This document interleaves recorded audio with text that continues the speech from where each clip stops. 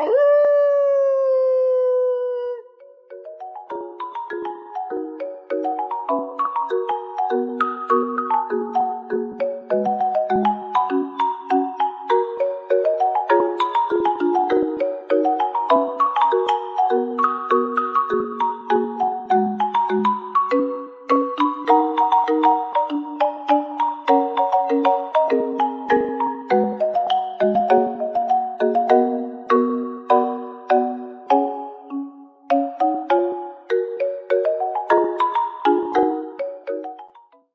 back! Hooray!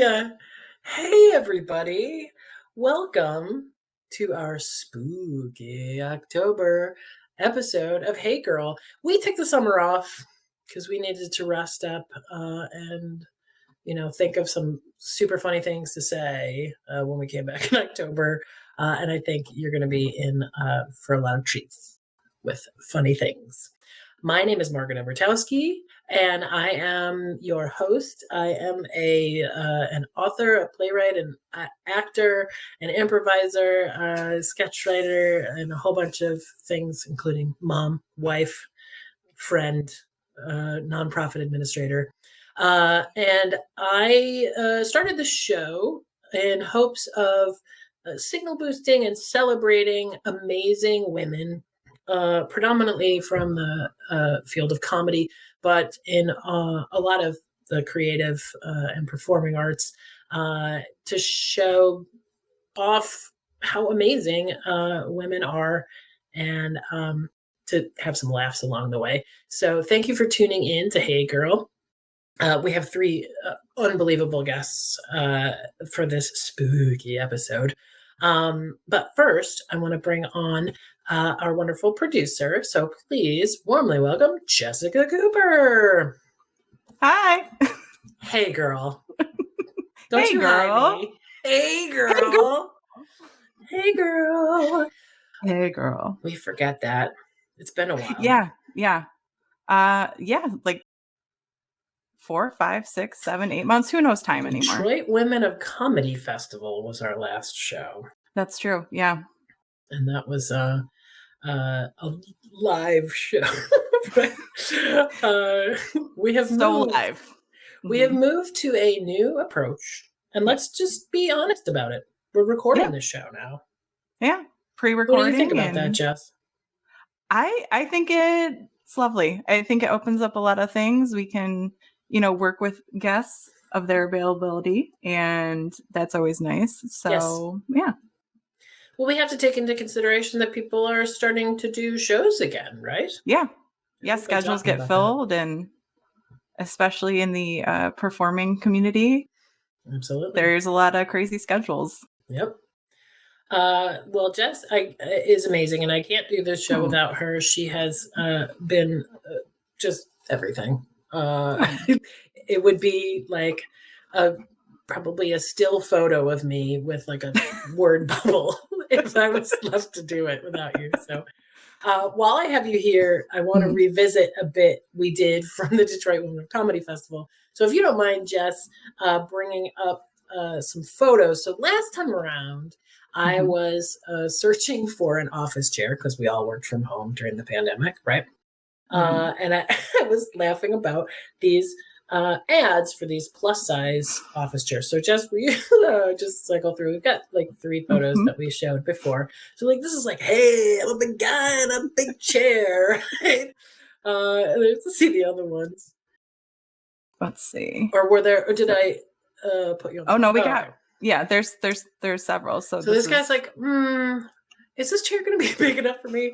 Hopefully it'll hold 500 pounds, right? So office chair for fat people. Some of these are, language, I think like translation issues. He's also thinking so very hard about that. Oh my God. I mean, it's real. Let me tell you, I spent some time looking through these ads to try to find the right chair for me. And we're going to talk about the chair that I got. I think it might actually be that one. I think the 500-pound chair. With this very believable weight on it. Oh, yeah, that's not a cutout at all. Nope. Okay. And then the last one I just really love. because a good chair makes fat men happy. Look at that guy's like popping the hip and whatever, right? So we went through this whole thing and we laughed about it. And so I got the chair. And I think it really is that one. And it's comfortable and it's generous. It even has a little USB that you can plug into your computer that does a massage feature. Oh, wow. Herein is the problem. Randomly, at any given time, this will happen. And I'll be talking and then it'll just be... and it will just fall incrementally until it's the lowest point it can be. My problem with this is a chair that is crafted and advertised for plus size people. Don't you think that should be like weight bearing and sound? Yep. That is everybody's worst nightmare, to have your chair just fall out from under you without any warning. It's fairly humiliating when I'm in my executive job in a Zoom meeting and suddenly I'm sinking, my fat butt is sinking lower in the seat. So anyway, thank you, Jess, for being here, for your wonderful support, and for your understanding on how this chair is demoralizing. Yeah. Oh, I'm here anytime. We'll have a great show. Yeah, you too. Thank you. Just a couple of thoughts before we bring our guests out, because that was so fun. I won't talk too long, but I just, one of the things we're going to talk about today is this sort of reemergence or not, what the world is starting to become and how we're living in it. And really, so like I went back to work a few days a week, which is kind of great. We don't have we can't eat at the communal lunch table together. And, I finally figured out why I have this acne. I thought it was, going into menopause, but of course it's the greenhouse that wearing a mask most of the day creates on your face. But I do find myself much more productive. But the world has really changed, right? We're getting into these, we're out more, but then there's, the supply chain shortages, or you can go out to eat, but there might not be enough staff and things are going to be slower. And some people are giving a lot of grace to people who are struggling to serve everyone, and others are being horribly cruel and selfish. I try to give the grace. But it's kind of hubris to think like things are going to be the way they were before. And this is like completely stolen bit, right, from some stand-up sometime in the late 80s. And I don't even remember the specifics. So, hopefully it's changed enough that no one's coming after me. But it's like that feeling when you are sleeping and you're having this really great dream, right? It's like say I'm in a cuddle sandwich between Chris Hemsworth and Chris Evans, right? And the stream's so amazing. And then your alarm goes off or somebody comes in and you have to go to the bathroom. And then you go back to bed and try to start that dream again. But only this time, it's really totally bizarre. And instead of a cuddle sandwich, you eating a sandwich, you're forced to eat a sandwich that's made out of the two Chris's in some kind of Squid Game or, Black Mirror scene. And it's not, you can't just go back to what it was before. So I think we're sort of starting to realize we're emerging into a different world. And even to the point where now our show's recorded and not live. So hopefully you're adapting. Hopefully you're giving grace. Hopefully you're rolling with the punches, wearing a mask where you need to. And, we're gonna figure out this new territory together. Speaking of together, let us bring on some of our wonderful guests.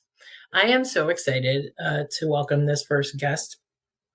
She is a Detroit area actor, improviser, writer, and director. She co-founded improv troupes Human Amusements, Man Hands, and a name that I really love, Karen from Accounting. What a great troupe name. She hosts the horror anthology podcast Transmissions from the Dark Side with Matt Noss and Matt Rose. Please warmly welcome Jen Hansen. Hey, girl. Hey, girl. Hey, girl. I feel like I should say, hey, ghoul. Hey, Ghoul. Oh. Because you got this spooky theme. It's very spooky in here. I love it. Win the adaptation award for the night. Yay. That was really good. Thank you. Hey, Ghoul, indeed. This is awesome. Ghoul. Thank you so much for having me. I'm so excited to be here. This is awesome. I was thrilled to be asked. Oh, I'm so glad to have you here. And, this is part of this project is really my opportunity to see people that, I probably wouldn't have left my house even if there wasn't a pandemic. So it's an excuse to see you. Right. But with the pandemic, I don't see you either. Yeah. So. Yay. How are you? I'm good, considering. I feel like that's how we just have to answer that question now. It's like, things are good, but there's a pandemic and the world is on fire. But other than that, things are good, man. Right on. Yeah, a little busy, but good. Awesome. And your mom? I am a mom. I have a 2-year-old. He's 2 and change. My gosh, 2 already. It's crazy. He, very into trains. We're very into Thomas right now. We're in a big Thomas phase. So I get to hear about Duck. Duck is a great Western engine. He's a great Western engine. Duck, have you heard about Duck? He's a great Western engine. This just goes on all day long. But it's adorable. It became a big repeated line in our house. You're causing confusion and delay, Mr. Topham Hat. I know where that is. Yeah, why am I telling you? That was a very good Topham Hat. Yeah. Thank you. Thank you very much. Well, let's make a party of this. Thank you, Jen, for joining us. Thank you for having me. Yay. Well, let's bring on another guest. So this wonderful woman began improvising in 2012, and since then she's done a lot of improv and written and performed in sketch shows and one-acts. She's been a teacher, coach, and director, and is also a producer of the AWOL Theater Company. These days you'll likely find her on stage playing with the home team at Planet Ant on Monday nights, or with some of her besties in the lineup, Listen Stupid and Patty and Patty. Please warmly welcome Nuverre Naami. Yay. Hey, girl. Hey, girl. Hey, girl. Hey, girls. Hey, girl. How you doing? Thank you so much. I'm doing well. Thank you. Yeah, I mean, can't complain too much. Again, like Jen said, all things considered. And this weather we're having, I mean, it's like, does it want to be fall or is it going to be summer forever? So I'm enjoying the warmth, but it's also like, oh, climate change. Oh no. So this is beautiful. It could be killing us. Yeah, it's definitely, I feel like the last year and a half has kind of been that, right? Like some things you're like, ooh, I like it, but you're like, but wait a minute, if I go outside, is it okay? So, but yeah, I'm thrilled to be here too. I'm so excited. I love watching Hey Girl. I was a big fan in season 1. And so I'm thrilled to be here with you, Jen, and the guest lineup tonight is just couldn't ask for a better crew to be a part of the show with. It's an amazing woman. Also, your hair is on point. It was so hard for me to just be like, I was like, her hair is amazing. I have to stop the show. And so full disclosure, I did get my hair cut today. And I was like, you know what? Because my hairstylist was like, so do you want to go curly or do you want me to straighten? And I was like, will you straighten it? Because I'm like lazy and I don't do it myself. So that's why it looks so good. Shout out to Hair by Kate. Yeah. Oh, by the way, shout outs encouraged. This is a time where, people's businesses need a boost, especially if you love them. So yeah, there's like a perfect shine line, like right there, like shimmer. Thank you. I appreciate that. I thought you were going to say full disclosure. It was a wig, and I thought it was an amazing wig. So well, like, I do have a lot of wigs. I do have a lot of wigs, but I have like a very small head, and so sometimes the wigs just don't like look right on me. But this is all natural. Ah, gorgeous. Thank you. I'm glad, but I want you to feel comfortable to say if you are wearing a wig. Yeah, I would. No one would be upset. Yeah. I 100% would. I own about 3 bins of wigs in my spare room, and I wish I would have known. I would have pulled some out for tonight, but it's no problem. Yeah, we forgot to encourage dressing up if people wanted to, but I don't know. Well, I'm a Halloween. You don't need a wig. So. Yeah. No, you really don't. And why would you want to cover it? It's beautiful. Yeah. Thank you. Well, let's bring our final guest on. I, cobbled some bio stuff together, but honestly, there aren't enough amazing things to say about her. Total hero of mine, and a major improv and writing guru for people. She's an alum of IO and the Second City in Chicago, and a founding member of the Annoyance Theater. She's taught and performed at everywhere. Annoyance, IO, DePaul University, University of Chicago, Loyola University, not to mention all over the goddamn world. Her 2-person show, Messing with a Friend, pairs her with just countless guests, including, I was like, no exaggeration, like a life highlight. She's just like too hot and talented for one bio to contain. So let us bring her on, ladies and gentlemen, Susan Messing. Hey, ghouls. Hey, Gurl. Hey, Gurl. Oh my God, that was too nice. Now I can die. Well, no, I mean, it's one of those like, once I got past the like being embarrassing around you how much I love you, and then it was like, oh, we can talk like, oh my God, without me stalking her. Then it was like, okay. But I crawled into your armpit like the second I fucking met you. I'm like, you can't help but love her. And obviously I'll have to love you too, because if you're friends with Margaret, you're friends with mine. May I just say something? I wrote something down. Please because do. I think you were being the conductor on the Thomas train when you said you're causing confusion and delay. Yes. Okay. I am Mr. a mother. Topham hat. You are 2 boy moms and I'm a girl mom, and Yes. she dressed sporty spice, but she was pretty girly. And so when you said that, I thought, are you talking about like that a doctor berated you for cognitive delays for your child? That's what I thought you were talking. You're causing confusion and delay by letting them just do this thing. And I was like, oh my God, like I would never have known what to do in that situation. I would have done the exact same thing. Like, little known fact about me, I am the judgiest parent. Yeah. No, it's a quote from Mr. Topham Hat from Thomas. And also, you were talking about having a tiny head, and I refer to myself as a pinhead. And tomorrow I get my hair dyed, and so I'm so excited about it. Ooh. But I did so much wig work in my earlier years that I just kind of go, oh man, it'd be so great to have wigs again. You know? I'm jealous of both of you because I have a massive head and I can't find hats or wigs or anything like that. But they can find you. When I do Zoom shit, now I have to like pull my computer like to my face, because otherwise, we were joking that you were sitting in a corner, but I mean, it looks like I'm a room away because my head is so tiny, my little pinhead. Sophia has a small head too. We have little heads. Yeah. That's a family trait. Yeah, I think everybody wants to be what they're not. Yeah, Totally. It's true. Yeah. Grass is always greener. And we have quite a parenthood spectrum here from, 2 to empty nest, right? And Sophia's I'm 18. Yeah, she just went to school for the first time. It was great. It's amazing. And it's she's amazing. so talented. Aw, thank you. Thank you. Any boasting you'd like to do about your super talented daughter? Sure do.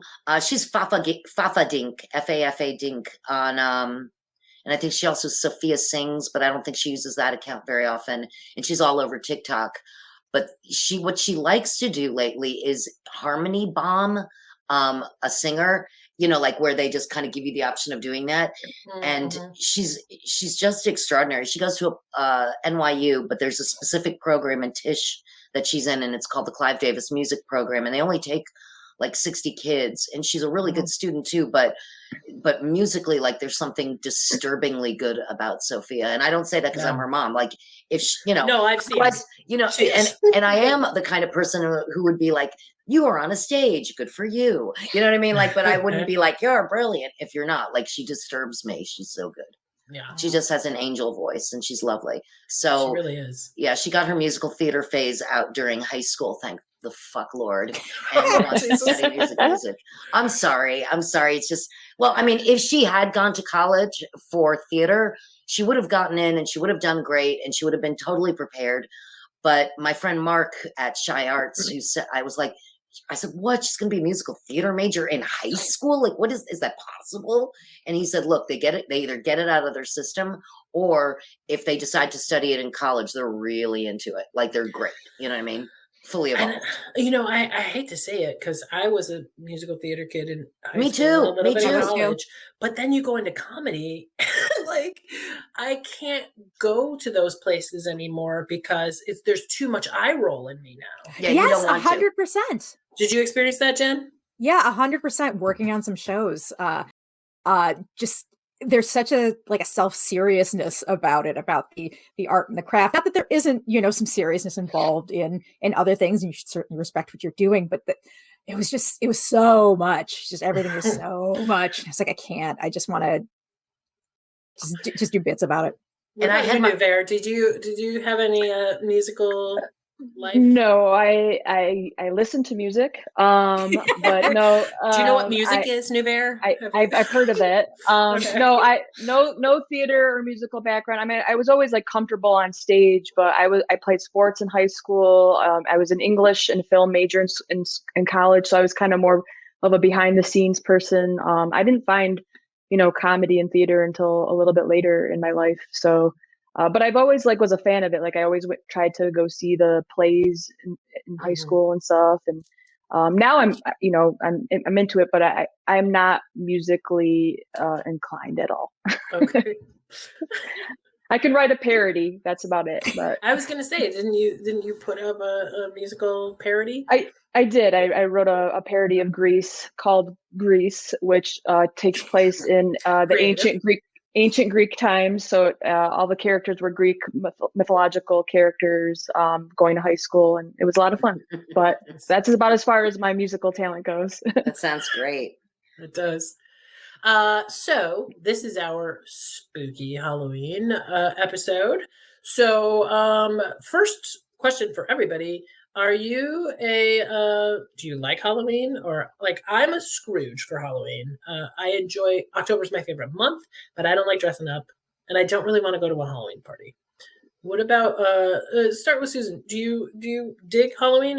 You like it or no?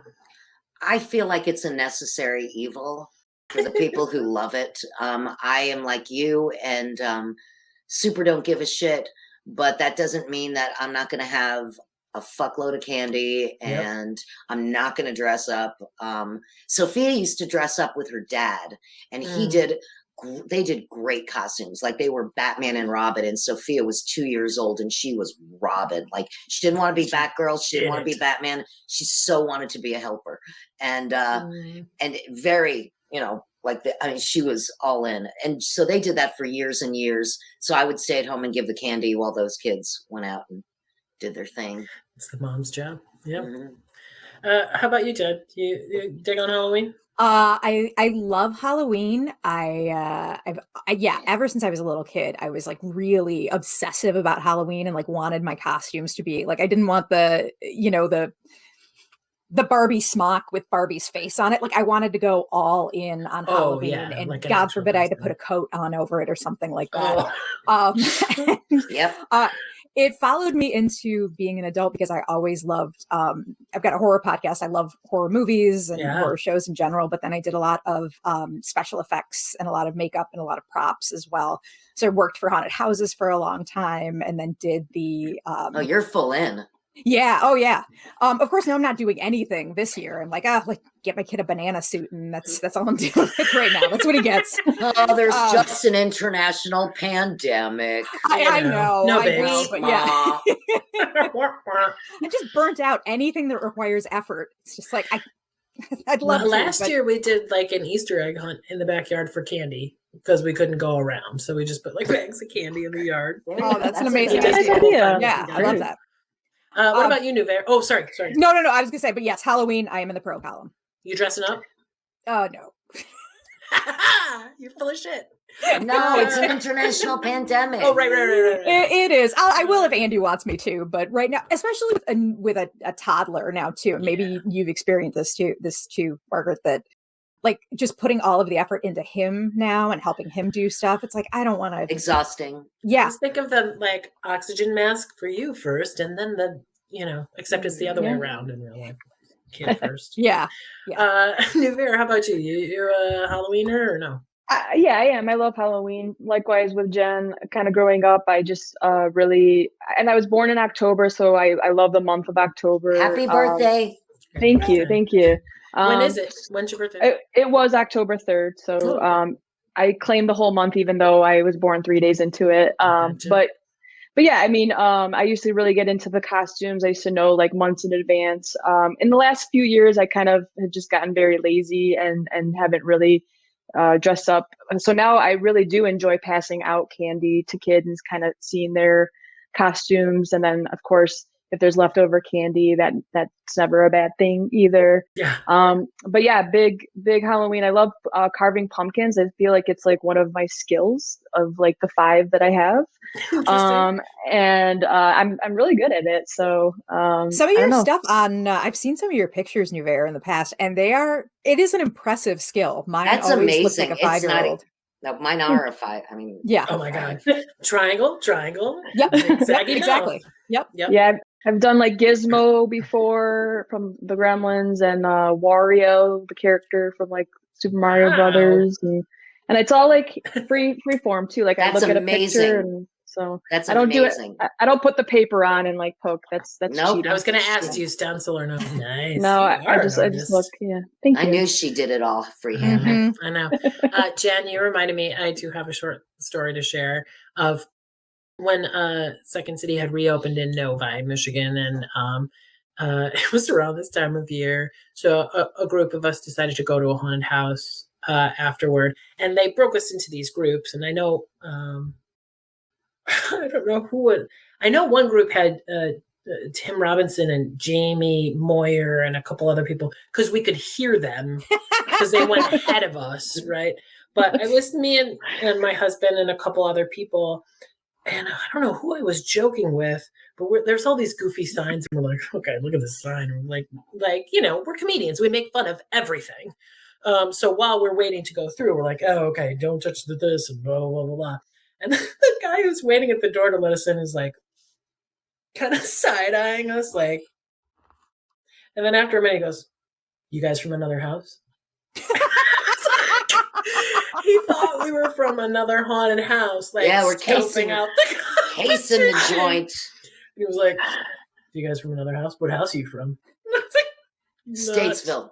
I know. You guys here to sabotage one of our clowns? You better not be. Right. It's like warring fraternities or something. But I love those glimpses in, right? Because now all of a sudden my mind's making a Christopher Guest movie about haunted houses. Yeah. Right? Good one. That'd be good. Okay, so we have a mixed bag of Halloween aficionados or Scrooges. We split the vote 50-50. Mm-hmm. This column is anti.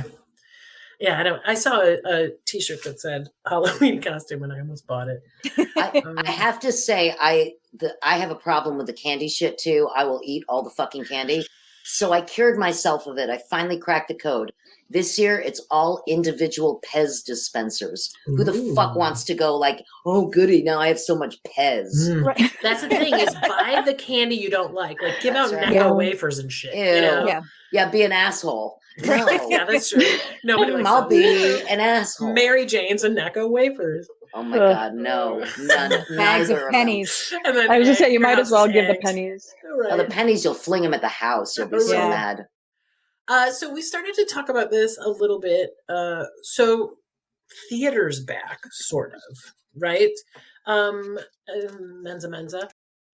Some people are doing shows and some are not. I am not, and I don't know if I will, but some are. So Nuverre, are you doing anything? Really what I've just started doing the last couple of weeks is making my way back to the Planet Ant for Monday night, playing with the whole team. And really, I didn't know how I was going to feel. I didn't, I was pretty kind of anxious throughout the whole pandemic, was really cautious, didn't like leave my house really. So it was a really big step for me. But the first night I went back, the opening night was really fantastic. It was just that energy that you had, like, it was like, you felt those nerves that you hadn't felt in such a long time. And it was really awesome. And I've been back, I think, every night except for one Monday since. So like I'm comfortable with that. Like, I don't know if I'm going to do too much more beyond that.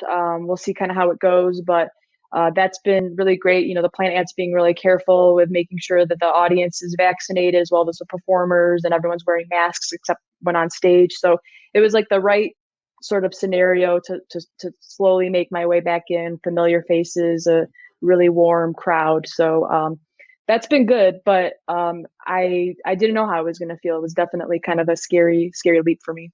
Yeah. How about you, Susan? I went back. I did one show with Rachel Mason at the Annoyance. I did a Messing with Mason, or the Boys, whatever one they want to call it that day. At the Annoyance in, I guess it was early September. I can't even remember. And I was really freaked out. It was packed. Everybody was great. They were just so happy that we were just all so happy to be alive and in the same room. And the Annoyance, you have to be vaxxed to get in, and you have to mask up. Well, actually, I don't think my show was masked up, but I think now people will be masked up, or at least I'll request that. I'm doing a show October 24th, which will be before this airs. So enjoy the show. I'm sure it was great. But with Norm Holly, we're doing a Molly over at the Annoyance, and the Sunday, and I'm a little freaked out again, but I'm just going to have to relax my crack and try to enjoy the ride. Because, yeah, Norm comes from a different school of improv anyway. So I'm always on edge anyway, because he comes from like the Sheldon Potamkin conflict-based shit. And like, I'll come off stage like dripping with sweat going, oh my God, that was so difficult. Until one show, I actually turned to him and I said, are we really going to argue about the color of the fridge? If I say avocado green and you say, no, it wasn't, it was mustard. Seriously? Fucking seriously? And then I decided to be uber agreeable in the next show, and it all balanced out again. But Norm will keep me on my feet, and he's amazing. So I look forward to that. And then I'm doing another one November 6th at the Annoyance. But I'm spacing them out like once a month, usually. Yeah. I love that image of you like, I'm going to yes you no matter how many arguments. Oh my God. It's the only way for me to fix it, because I'm not going to change Norm, and I don't want to. It's just, if you've ever come off stage like intellectually exhausted, and I'm like, yeah, and I'm like, that shouldn't happen. It should go wee. So I was like, well, how do you reset your wee? So I think I cracked the code, and I don't need it that often, amazing. And especially since nobody's performed in forever. So when you were talking about your nerves, I was like, yep, I had gotten them. And it feels super clunky in the beginning, and then you relax your crack and enjoy the ride. Yeah. But it's weird. Well, it's funny because when Nuverre was talking about it, over the years with the home team at Planet Ant, there have been varying engagements of how much the home team is showing up or not. And a lot of times go by where it's like, well, it's me and Pete, or whatever. And, it's just because it's always going to be there. And I just wonder, like, now that it's this thing that had been taken away, and, this relates to all theater, like, what does that mean for the performer's experience of it? And because you were saying you came every week, right? And what does that mean for how the audience is taking it in too? It's like this precious thing now, right? It is precious though. But remember how people used to just take a class and it's just another class, just another rehearsal, and just another show. If you load it up too much, now maybe it'll bring it back to this is special. And maybe theaters will have a little more control over content, in the sense that since there'll be less shows, maybe they'll be, dare I say, better. Amen, sister. And here's the other thing. Pour it out for a few places that didn't make it. Pour one out for them, They do. And also to some changes that happen. The home teamers get paid now. Kick ass. You know what I mean? Right. Like, yeah. So, Jen, I haven't come around to you yet. I have not done. Hello. Thank you for this time. I have not done any shows, and I am desperate to do something. I was so excited to get back on stage and just do something, because I kind of pulled back a little bit anyway, because I was getting ready to have a baby, and then that first year it's like everything is is barely just walking to the next room without crying. So right. So I had to get through that, and then COVID hit. So I really want to get back, but right now just I have been so locked down, like Nuverre was talking about. I was doing the same thing, and the idea of, I mean, my husband and I are both vaccinated, have been super careful. But the idea of us bringing something back to our son, like, it's just, as much as I would love to be on stage doing something else, it's not worth it. Especially we're so fucking close. I hope to like having like little ones vaccinated, and hopefully by the end of the year, the beginning of the next, that maybe there have been so many points where it's like, well, maybe this will turn the corner. Well, maybe this people will get their shit together. Maybe this, and it hasn't happened yet, but I would love to, not yet. But I'm getting to podcast, and that's been at least getting to do that is kind of scratching that itch a little bit. Have you done any Zoom shows? Anybody? Like, are people doing that? I think people were, and I think a lot of theaters now are continuing at least some stream of like the online shows. For me personally, I just couldn't ever get into it. Just the intimacy for me just wasn't ever there that I feel like is so important to improv. And I think people make it work. So I'm not suggesting that it doesn't work, but I was just so not creative throughout the entire pandemic. Like I was a shell of myself, to be quite frank. And so for me, it was hard to think about performing. It was a little hard to watch, and it's no offense to anyone that was doing it. It wasn't my cup of tea. Jesus, you're so diplomatic about it. I remember when it first came out, I was like, go fuck myself. But I will say this. I do a show on Friday nights, which I forgot to advertise. Sorry. It's called High Society, and it's on the Twitch channel, which is like a streamy. I thought it's like gamers, I guess, usually. But there's a producing group called Chicago For Real, and they invited Rachel Mason and I to do a show, and I invited Neil and Rich Sohn Neil Dandity and Rich Sohn in LA to do it with us because we had so much fun on their show, and we never improvise. It's kind of like it's as if The View were co-ed and on edibles. And that is our Friday nights. That's it. That's like, I love that. People are like, it's my favorite part of Shabbat, like, or other people like, no, really, Cheryl Sloan was like, it's my favorite part of Shabbat. And I'm like, what is your Shabbat? Please put that quote on a poster. That needs to be the tagline. Like, I love that. But basically, we're just fucked up, like tagline. Talking, shooting shit. And that's where Zoom, I think, works great. That music, you ever watch like a chorale with like 160 people, and you're like, how the fuck did they get their shit together to make this happen? It looks amazing. So there are a lot of things that look great on Zoom. And when I finally decided not to be an asshole about Zoom, I thought of like 8 exercises in 2 minutes for teaching on Zoom. So I'm an asshole. I've seen some amazing adaptations of teaching on the virtual platforms. It's unbelievable. But I have university. Sorry to interrupt the conversation really quick. I'm at the University of Chicago right now. And last year I had to teach online, and 5 out of 16 of my students had to take class lying down because they had COVID. Wow. So I'm teaching improv on Zoom with sick people who are unvaccinated, because it wasn't the time yet. So now I'm in person with them, and there's 20 of them, and they all have to wear their masks. So that's kind of interesting too, that body language is far more important, or you can guess they're smiling. I don't know. It's right. I love being in front of them, but again, I think Zoom was easy for me because most sets I did, I was sitting in a chair. Yeah, you were. So it wasn't like my, amazing physicality was lost or anything. May I have a location that happens in a chair? Right. Is it a throne? A chair, thank you. A throne? Right. Can I have a sedentary activity, please? Sitting in a beanbag chair. Right. Thank you. Perfect. So what's making you laugh right now? It can be a TikTok, it can be a show, a book, a movie. Like what is? It doesn't just have to be making you laugh. Like, what are you super into? What media are you taking in right now? Jen, start us off. Oh God. Been watching I Think You Should Leave. The 2nd season is out. Tim Robinson's show. God, it's so funny.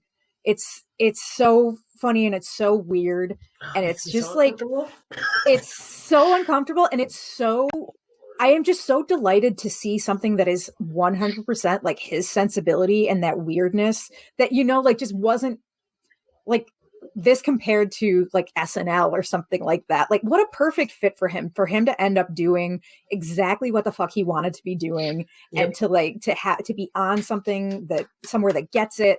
And it's just so weird and so perfect. And seeing people, seeing memes of it online and stuff, I'm like, oh, it's amazing. It's insane. Like, it's scrolling through Twitter and it's like, Tim in a hot dog costume. Yeah, like, exactly. Everything. Yeah. And yes, he was one of those that was like, I don't know if TV will ever, he's like lightning in a bottle. Like, is TV ever going to like get his essence? And like you said, that show did. So yeah. I did my show with him in Detroit, and I've done it with him in Chicago as well. I remember sitting there, and he was kind of dour before the show because he had so much work to do with his show with Sam. Detroiters. Yes, and which was also amazing. And like he was so exhausted, and he like agreed to, like you could see him going like, seriously. And then he started the show, and he went boom, and I just went, oh, I could watch this, or I better join in. And I met him, but like it was in the beginning, I just watched him go out of the gate like faster than you, like sprinted, and I went, oh, okay. Because I played with Sam Richardson, and Sam and my show was super mellow and groovy. It was like a really slow pace and chill. And then all of a sudden with Tim, it was like, crazy. You're running behind him. Yeah. Yeah. He's brilliant. Yeah, he is. I love playing with people that you like find yourself just keep going, man. Keep going. Yeah. What are you into watching right now, Nuverre, or reading or listening to or whatever? I'm kind of all over the place. I'm not a huge, like, I'm on social media, but I'm not like in it deep. So most of the time, like my friends will send me videos, and that's how I kind of get exposed to the TikToks and the Instagram videos of the world. But I am looking forward to Curb Your Enthusiasm returning to the airways. I was a big Seinfeld fan, and Curb was just like Seinfeld on steroids. And I love uncomfortable humor more than most things. I also find a lot of joy and humor in watching a show called Below Deck on Bravo TV. I don't know if any of you have ever watched that. It's kind of my guilt. Watched it. Yeah. It's my guilty pleasure, but like just watching these ridiculous people on these charters. It's a show about people that work on charter yachts or yacht charters. I don't know how you say it.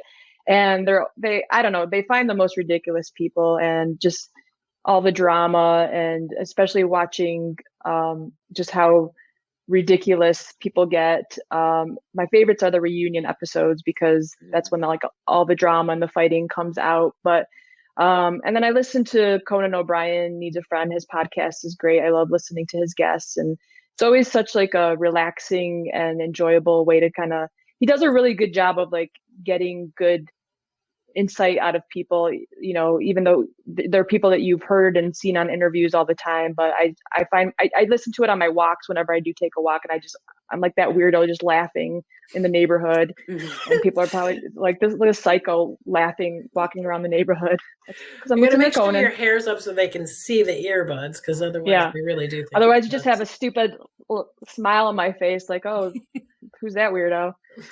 So. Awesome. Susan, what are you into right now? Well, a lot, but I have to say this one isn't funny, but there's a Netflix series. I watch a lot of documentaries all the time. Yeah. And I watch a lot of reality TV as well, because I like unintentional comedy, and I think that's put there to make you feel better about yourself. Totally. But I guess it would be Love on the Spectrum is a brilliant series on Netflix. It's on its second season now, and it only has 6 episodes per season, and it goes by very quickly. It's just an extraordinary character study into the mind of people with autism who try to date. Not even try, they date. But it's so interesting because it's almost like some of them are trying to actually figure out what are like social cues. And it's awkward, but it's so beautiful because what they want is so pure. They just don't have this to cut, you know what I mean? Like they're figuring it out, and it's incredible. It's just an incredible show. Also, my boyfriend, Bob Fisher, makes me laugh pretty much about every 45 seconds. So that makes me happy. I love that. He does. He's the funniest guy ever. Like, I mean, you'll be like eating something and it will spit out. You know what I mean? Like he's like one of those. Like he just kind of gets you on the side. And the spit take. All of it. I love it. All of it. Yeah, we're finally getting back around to that because, pandemic stuff on couples. It was not an easy time for in our household, but we made it through. And now the kid is literally talking about his bits. So he and, my husband are cracking me up all the time now. It's nice. It's a very joyful thing. Yes. It's good to have laughter in your house. Yes. Definitely. Oof. Holy shit. I have like a whole list of questions and we are like burning time because it just goes by fast when you're with awesome people. So I think it would be the responsible thing to do for us to get to a little segment that is kind of my favorite part of the show. Which is giving out some ally awards. So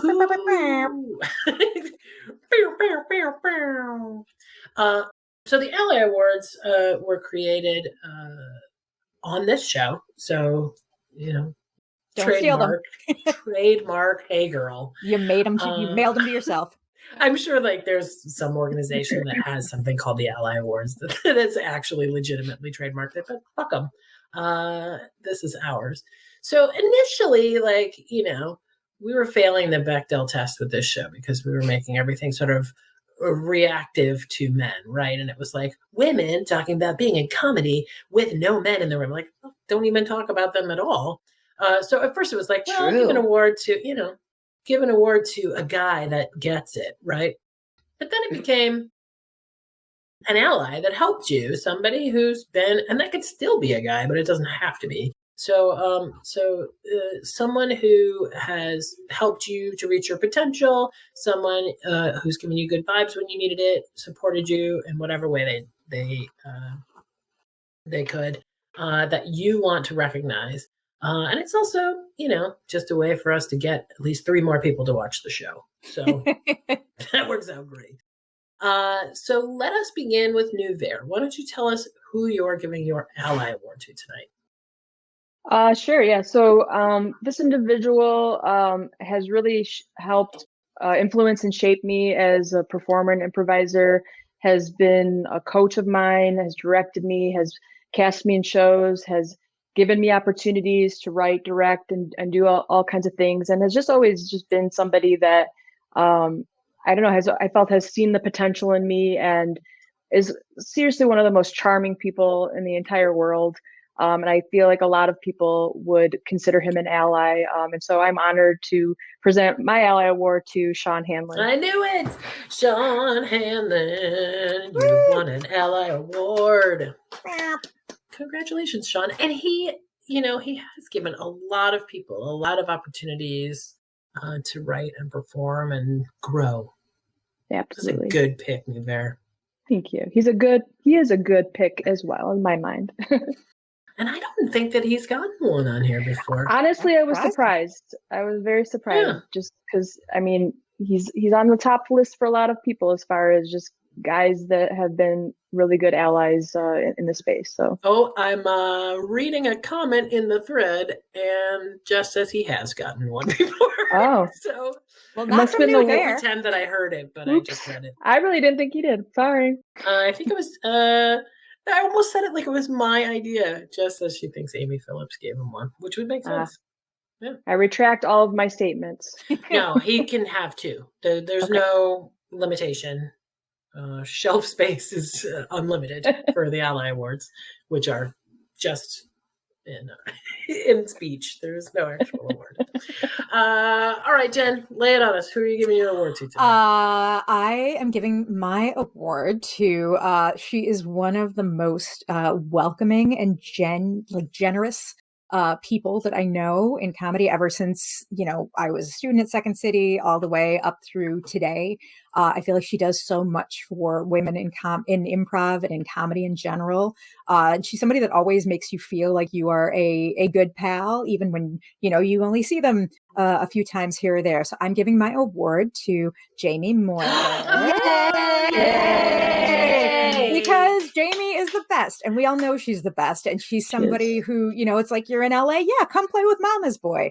I couldn't do a show at Sketchfest. I was so excited. We had a show at Sketchfest a couple of years ago, and I was in my 3rd trimester, and I had a bleed, and my doctor was like, you can't fly. What are you talking about? Right. So Jamie filled in for me. She took my scripts and stuff, and yeah, who else would you want filling in for you to make your show infinitely better than to have Jamie in it? I mean, I guess you do all right. Yeah. So Jamie is a doll and the best, and she's my ally. Congratulations, Jamie. Jamie. She's amazing. She is amazing. And I think you're right. She's one of those people who always makes people feel welcome. And, the best. One of the best teachers ever, too. Best. Yeah, great. Yeah. The best. Yeah. And she's been on the show at least twice. Once, because she wasn't able to do the Mama's Boy show. And Susan, I forgot to mention, is a returning guest. Yeah. Well, actually, my first time was completely truncated, pixelated. I had to be on 3 phones to get questions. Oh my God, it was a nightmare. So I fucking ruined your goddamn. I don't know though. I think it was a nice trial by fire in a way. Oh my God, it was evil. I literally, I was like, this is not menopause. This is flop sweat. It's the worst. Oh, thank you for sticking it out. And I hope it's a little easier this time around. Oh, it's regular. It's great. Regular. So what is regular as as in technically. Right. Listen.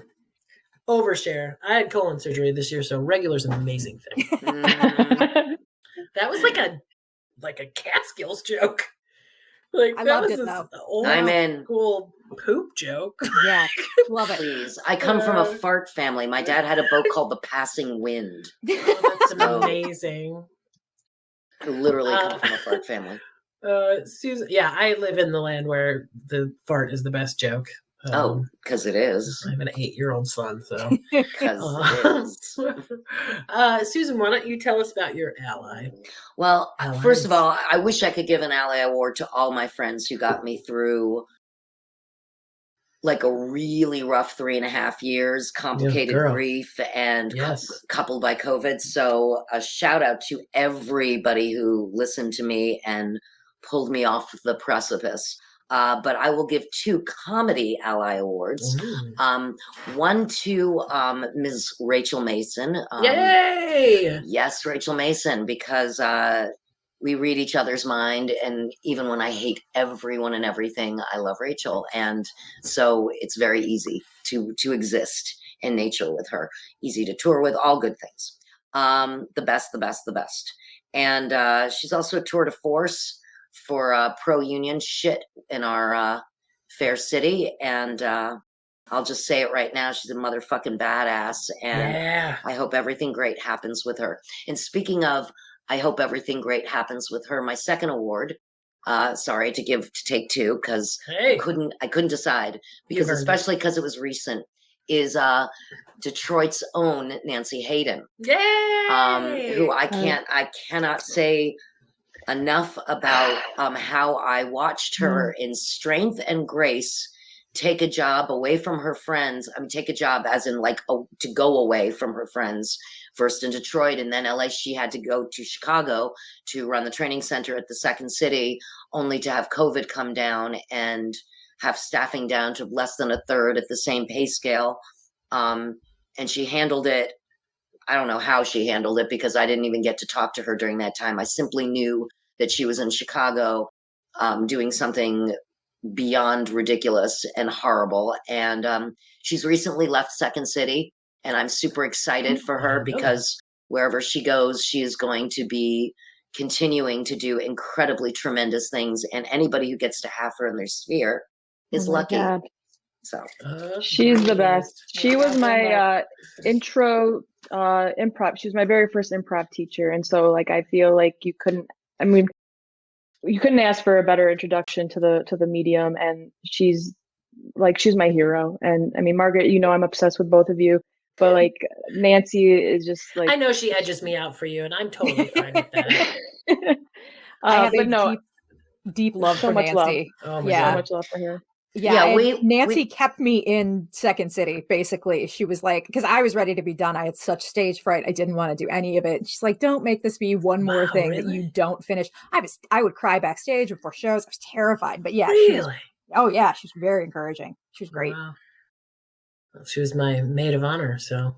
Well, you win. Nice things about her. I know. Amazing. I said, like, if I said that, it's like, well, I know her better. So I have to say, we do have an extraordinary community of extremely talented humans, and I actually don't watch comedy on TV because I'm afraid somebody might come up to me and say, "I saw that in SNL last night." And my husband always had all that shit because he talked like on our TiVo shit because he taught pilot production and sitcom spec and SNL packet and talk show packet.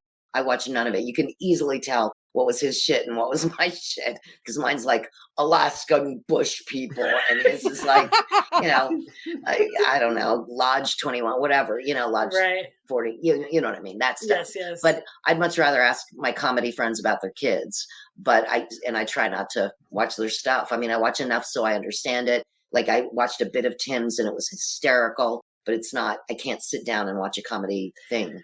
Well, sometimes it feels like a busman's holiday, though, right? Like you're watching, the bus driver has to take the bus on his day off. So it's like you're watching comedy, and I find myself always like, it's a meta.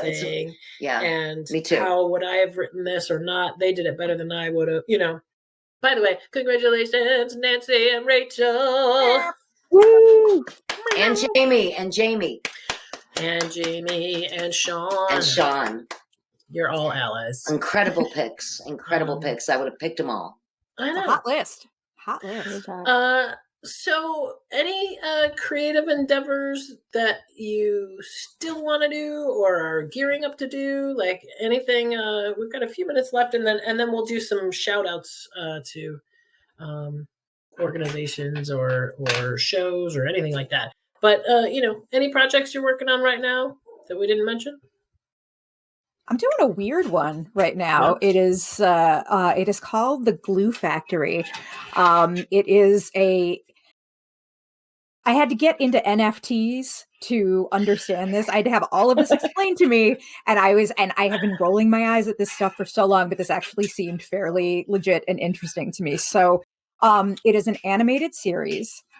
Being written by and produced by John Barinholtz, Colton Dunn, Katie Rich, Rob Belushi, Jim Wise is doing it. So they released like 10,000 NFTs of 10,000 different horses, and if you buy one of these NFTs. Wait, what does an NFT stand for? I'm sorry. An NFT. Oh, it'll be much more clear when I say, Susan. An NFT is a non-fungible token. No. I meant it's like this creative cryptocurrency thing. Yeah, the whole thing makes no sense. Very the whole confusing. Thing. Just the more I would learn about it, the more confused I would get. And be like, sounds like a disease.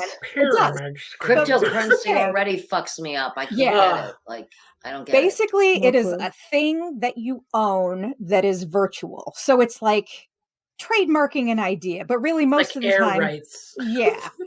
Most of the time it's just a little picture or something. And so you buy this little picture online, and then you have it, I guess. But when you bought this picture, it went to fund this show, this Glue Factory show that they're putting together, this animated series. And part of the proceeds went to an actual horse sanctuary somewhere. I don't know if it's in LA or something, but they raised like $325,000 for this horse sanctuary. It's doing this great thing. But the cool thing was, if you wanted to, you could participate in their writer's room. So maybe like 100 people, and participate in their writer's room. They would give you a little assignment each week, and you would write something about, things that the horses would be involved in, or maybe something happening in their relationship. I mean, it was gag writing basically, but getting a chance to sort of treat this as a workshop and write some different stuff and just send it in and have these guys talk about it. And, maybe a throwaway gag will get on something, but that's amazing. It was really cool. It was such a different way to do this. I love those guys too. They're fucking great guys. Yeah, it's a really great group. So they're doing 6 episodes for the first season. I think they've finished the first one. So yeah, just waiting to hear more. It's kind of in process, but the Glue Factory, look for it. Yeah. Well, it's interesting. We're running out of time, so I don't introduce a whole discussion. But Book Twitter just went off the rails today with some NFT thing that people were talking about. I didn't, Twitter's people are talking I got to go figure out what they're talking about. I'm not sure. But it really did seem like people were pretty upset with a model, not that one, but something like that for books where it's buy this NFT and give us your idea, which now doesn't necessarily belong to you anymore. But if it gets popular, you might be able to capitalize on it. And I stress might, you know what I mean? So everybody's like, no, don't give away your ideas. Exactly. So it's a scary new terrain. It really is. And I still, sweet Matt Noss had guided me through the whole process of buying this stupid thing, because you can't buy it with regular money. You have to buy it with some fun tokens that you have to buy, and they take a cup, and then it was a very interesting learning experience that I don't know how much I learned from, but I got to write some things. Stay current, but yeah, there are, even my Gen X ass has its limits, Yeah, seriously, same girl. I mean, I had an answering machine with a tape in it. Remember when microwaves came out? That was neat. Remember when if you didn't get money, but on Friday you didn't have any money all weekend? Yeah. Or if someone called your house and you weren't there, it's it didn't happen. Yeah. So let's do before we roll, let's do shout outs. And this is if you have a show, yes, or something to promote, but also if you're hey, I think this organization's pretty cool and I wish more people knew about it, so that, the 3 people who got the Ally Awards that are watching can then log on to the website to check it out. So this is, plugs and shout outs time. So Susan, start us off. You got plugs and shout outs. You said you have a show. I do. I have a show that will not be seen by these people. A couple of shows. One will be October 24th at the Annoyance in Mali with Norm Holly at 9:30. And coming up on the 6th of November, which is a Saturday night at 8 p.m., I am doing a Messing with a Friend with the great Cindy Caponera, who is a brilliant comedian and writer. Second City, SNL, the Amy Sedaris' show, just a bunch of shit forever. She's amazing. But I didn't know I should kind of do a shout out for a company, but I do see this gingerjunecandle.co, and it says, calm your tits. And my friend Gary and Joe Mills gave this to me, and I have to say, calm your tits is a wonderful slogan for a candle. So it's Ginger June Candle Co, I assume.com. That's amazing. I adapted because I kept accidentally almost saying calm your tits to my kid. And so I adapted it to calm your teeth. So around our house, calm your teeth. Yeah, the second incarnation is polite. It is. Yeah. Well, he told me he knew what MF meant, and I gasped, and he was like, middle finger. So. Oh, I thought he said MS, and I'm like, no, really? Multiple sclerosis. Really again, dark. I am having. They learn problem. So young now. Yeah. They do. Nuverre, who do you want to shout out, or what do you want to plug?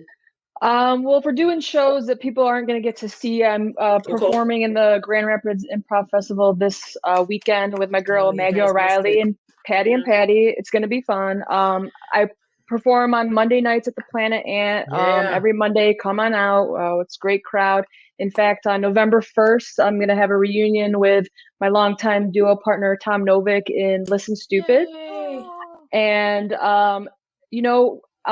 check out AWOL Theater on Facebook. Give us a like. We're not really doing much these days, but, might as well just think that we're special by seeing a bunch of random likes. And hopefully someday we'll be back putting up some pop-ups around the city of Detroit sometime maybe in 2022. So right on. I can't wait. Jen. Plug and shout out. All right, I'll plug my my podcast, Transmissions from the Dark Side. We listen to, or we don't listen to, we watch with our eyes. Oh, my chair just shrunk. Yeah. Just shrunk. Oh no! Anthology horror shows from the 80s and 90s. So we've reviewed all of Tales from the Dark Side, all of Monsters. Watched a lot of bad TV and made fun of it, which is always so much fun. So you can go to tftdspod.com if you want to check that out, or wherever fine podcasts are sold. And companies, boy, I like them all. No pressure. I mean, you are giving an unintentional shout out to U-Haul right behind you. So that's yeah. Oh, by the way, I'm in the I have to get my dog. Sorry, she's I'm being in an the asshole. back, like, do your thing. I'm in the back of a truck right now. She said. I'm in Mom's attic. I wanted to ask about the dog earlier. I saw her. I did see her bopping around. That is a cute little dog. Aww. Hello, dog. Aww. Okay, Just in time for our farewells. Oh, my chair goes what's back your poorly. dog's name? That one is this is Bitta. Oh, she's a Oh, short hi, one, Bitta. half Shih Tzu, half Yorkie. Oh, I'm gonna put her down. adorable. Okay, there you go. Okay, She was barking at George, and I didn't want you guys to. Sorry, I have to deal with that. appreciate it. It's a little Okay. puppy. Yeah, I've left a lot of Zoom meetings to let the dogs in and out. So. Well, my chair has sunk to its lowest point, which means the show's over. My chair goes back like this, like it goes like back like this, and you have to be careful. Yeah, I don't like that. but it doesn't. It doesn't flip backwards. It stops. But I do. But there's understand. that scary point where you're like, Sure is. Tipping point. Yep. Yeah. Which could happen, and it could happen in slow mo. Yeah. And the older you get, falling's not a good thing. Hey, girl. Hey, girl. Finish on a happy note. You three are amazing. You inspire me, and I'm so thankful that you took the time to have this conversation tonight. Thank you. Thank for you having us. so So much. nice to see you, ladies. So Such an nice honor. to see you Such all. an honor. Thank you. You too. Yes. Good to see you, and have a great rest of your evening and a spooky, wonderful Halloween. Ooh, Hey, ghouls. Hey, ghoul. Hey, ghouls. Hey, ghouls. Bye-bye. Thank you Thanks. so much. Bye. Hi, thank you.